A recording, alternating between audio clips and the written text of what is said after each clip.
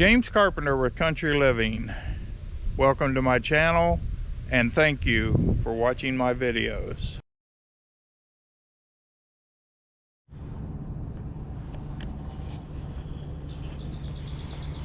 Okay, we got the tent set up.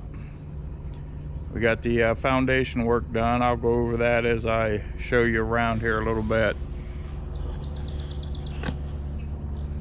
So this is what the tent basically looks like. I bought this tent years ago. I would have customer appreciation days and I would set the tent up for the people to eat under and so on. And the tent was actually stored in this box over here. I built this box just for the tent, and I made those little carriers for all the pipes, and there's a few components left in here that we probably will not need. So the box is basically now can be used for something else, because obviously the tent is a permanent structure now. So as far as the foundation work goes, you've probably seen in the last video where we was leveling this out with the laser, and then we put the railroad ties all the way around the base of it, and those are actually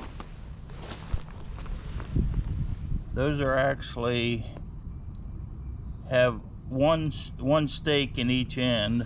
There's a stake there. Some of the stakes are covered up by the base of the poles. There's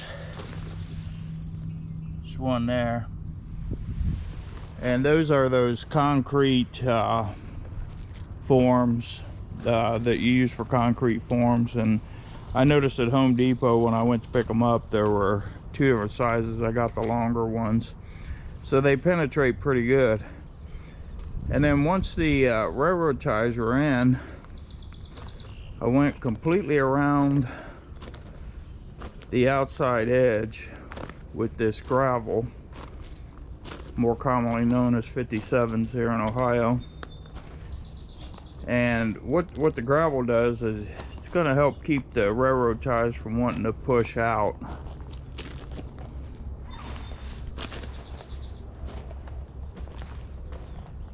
And then on the inside, I didn't fill it completely up because I anticipate that someday there'll be concrete in here, and the railroad ties will act as the forms for the pour. But there is enough additional gravel put in here just to keep them from wanting to move inward.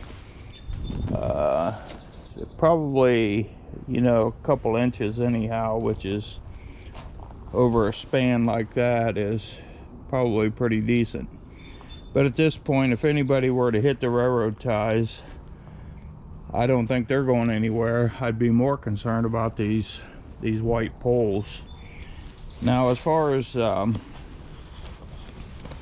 we anchored them down, we used 6-inch baby lag bolts with a washer on them, and drilled into, well, actually 4. One there, 4 in each one. So that holds the base. Well, I'm trying to shake it. I can feel it shake up above, but it's pretty solid down below. So it looks to me like the tent suffered a little bit of damage, like moisture or something got in there. I see a pinhole there.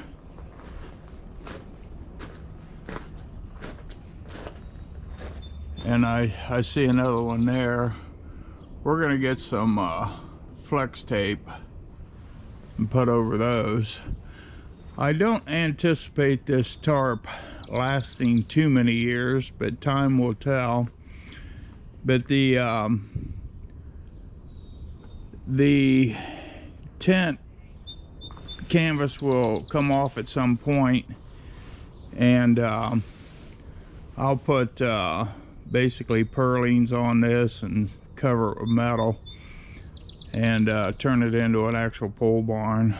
Or yeah, it is on poles. And then close in the back of it. As far as the front, probably close it in too and put a garage door on it. It'll make a nice building. I think it's 17 feet wide and 30 feet deep. So it's actually a pretty good sized building. But the whole reason for putting the tent up is we're going to move everything out of the 1820s garage, or small barn back in those days, I guess, and store it under the tent until we can get that other project finished up.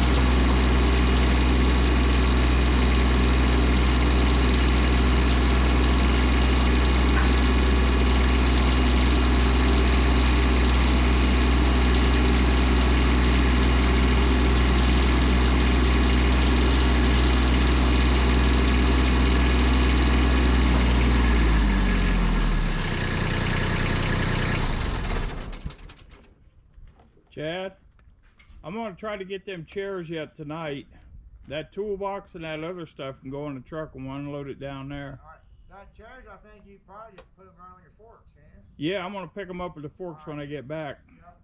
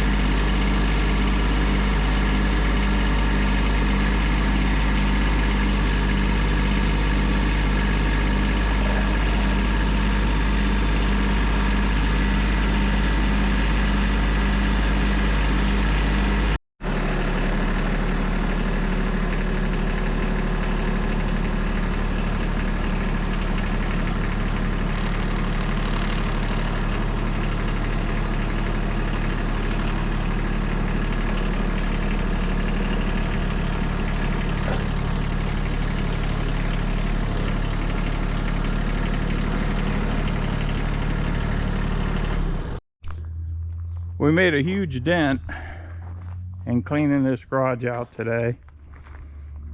We got the garage door off. I had a scrap metal guy come in. He took a bunch of old bicycles and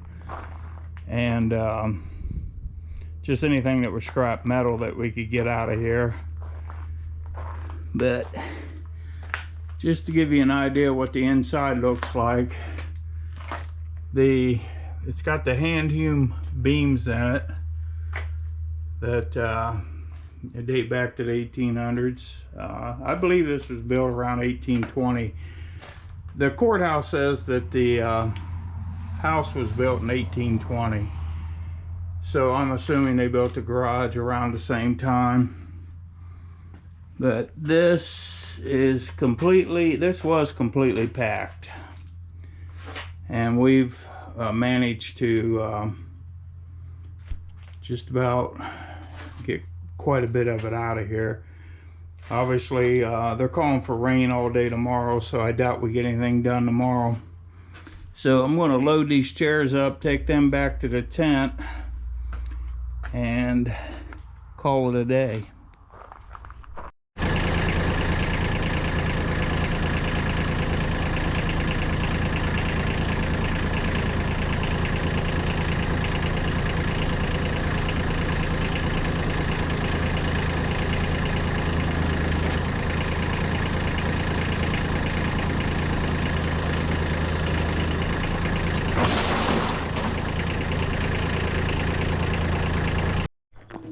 All right, as you can see, the lifting those chairs was a epic failure. So maybe I'll put them on a skid and restack them, but that's another day. This is a pickup truck load of some stuff we brought back. And this is the contents that came out of the garage. As you can see, there's quite a bit of stuff here.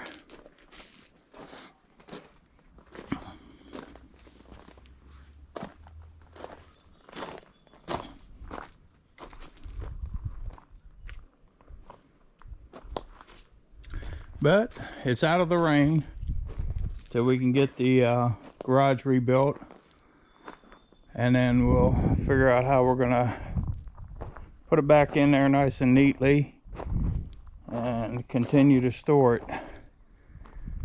All right, I appreciate you watching my videos. This is basically a hoarder or a prepper. I like the term prepper because I keep all this stuff. I get these deals from Habitat. All them cardboard boxes are full of bathroom fixtures that I got for pennies on the dollar. Gosh, I don't know what I'm going to do with all of them, but I'm going to figure something out. All right, again, thanks for watching and have a great evening.